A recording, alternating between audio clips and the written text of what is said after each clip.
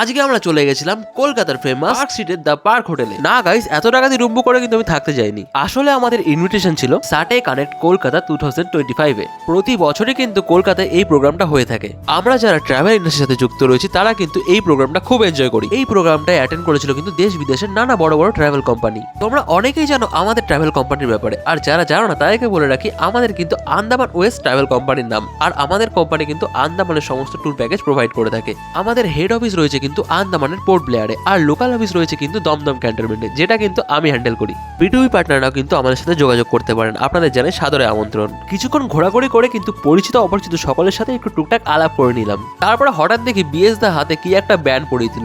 কি ভাবছো এটা কিসের ব্যান্ড? এটা কিন্তু লাঞ্চ কুপন। এটা একবার হারিয়ে গেলে কিন্তু আজকের খাবার আর জুটছে না। খাবারের কুপন আর আমি হারিয়ে ফেলবো, এটা কি কখনো হতে পারে বস? দেখতে দেখতে চলে আসলো সেই গুরুত্বপূর্ণ সময়, মানে লাঞ্চের টাইম। তা যাই হোক, লাঞ্চে ছিল কিন্তু প্রচুর রকমের আইটেম। এই দেখো, ছিল ভেজ বিরিয়ানি, বাটার নান, ডাল মাখানি, দহি বড়া, ছিল এখানে পানির পাস্তা, পাপড়, আর ছিল রকমারি স্যালাড। আর ছিল এখানের আমার সব থেকে টেস্টি খাবার ফিশ গ্রিলড অ্যান্ড রাজস্থানি লাল মুরগা। যে কটা খাবার আমি ট্রাই করেছিলাম সব কটা টেস্টি ছিল কিন্তু লাজবাব। আর ডেজার্টে ছিল কিন্তু আইসক্রিম আর বেকড রসগোল্লা। আরে না না, এইটুকু খাইনি কিন্তু আমি, নেমন্তন্ন করেছে বলে কথা, খাওয়ায় কিন্তু আমি কোনো কমতি রাখিনি। मैं गाली नहीं दे सकता। नहीं, गाली नहीं देना। अब फैमिली देखती है।